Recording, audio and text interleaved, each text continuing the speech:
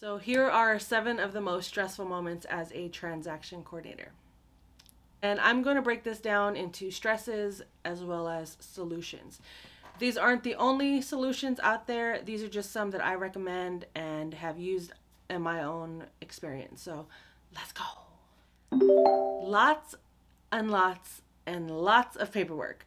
What do I mean by this? Well, every city, county, state has their own different disclosures, advisories, their own set of paperwork that is required for every transaction.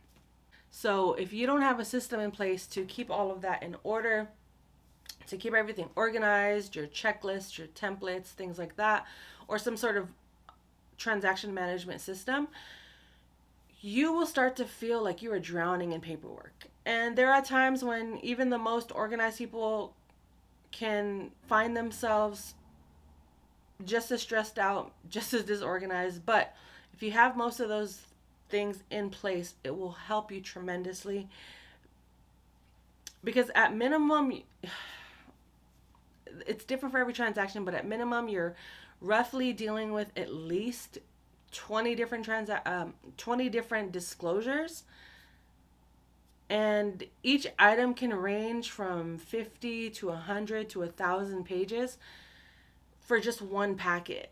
And it's your job to keep that organized, to make sure it is in compliance, to make sure everything is disclosed and in that packet for potential buyers to review, read, and approve. Because without a lot of that information, you can't move forward within the process. And also, it's not our jobs to tell agents or buyers and sellers how to complete forms or that they should be signing here.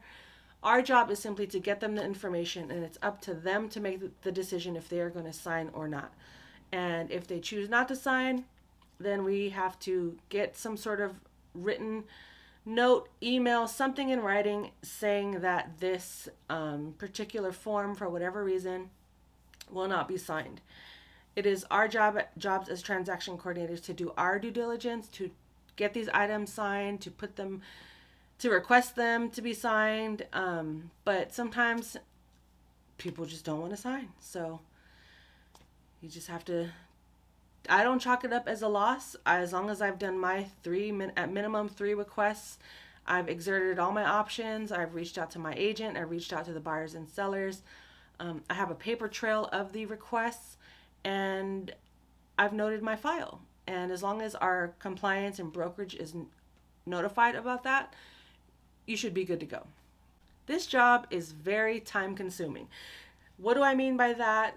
You are, depending on the volume of your files you're processing at a time and the types of property it is, single family, residential, condo, commercial, multi-unit, mixed use. There's a variety of homes that are being sold out there on the market, vacant lot, tenancy in common.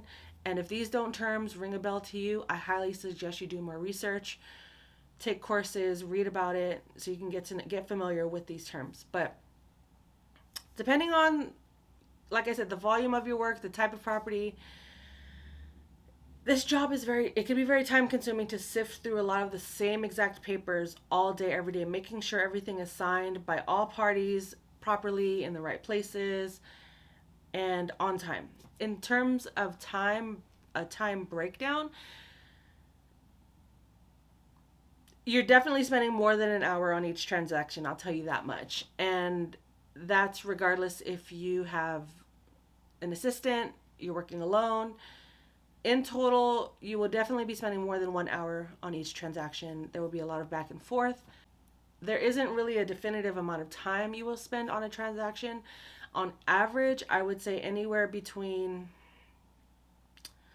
at the very bare minimum, if everything is perfect and done on time, I would probably say 2 hours on the low end if you combined all the time, because that 2 hours could be spread over a week or a month's time span, because you're not always going to get all the inspections done on time. But it just depends on the amount of time you spend checking your email and whatnot.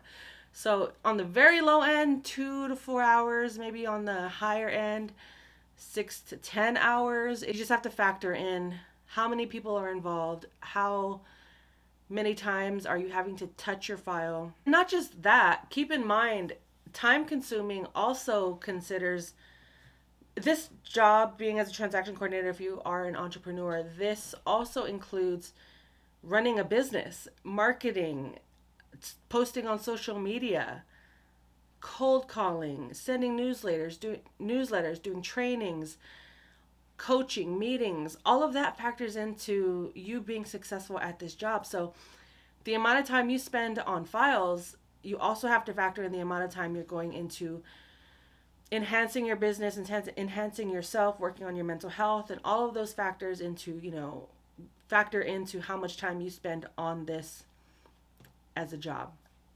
So most people say I quit my 9 to 5 to work 24/7 as an entrepreneur, and I think that's hilarious. But if your gut and your instincts are telling you this is the route I want to take, the time won't even matter. And I'll get into that in future videos, but I think if you're in it, you understand. And once you get a taste of this type of lifestyle, you'll start to do things in order to maintain it, and you won't even realize that you're working around the clock sometimes. That's why mental health is so important. But anyway, some solutions to it being time consuming is that time management is key.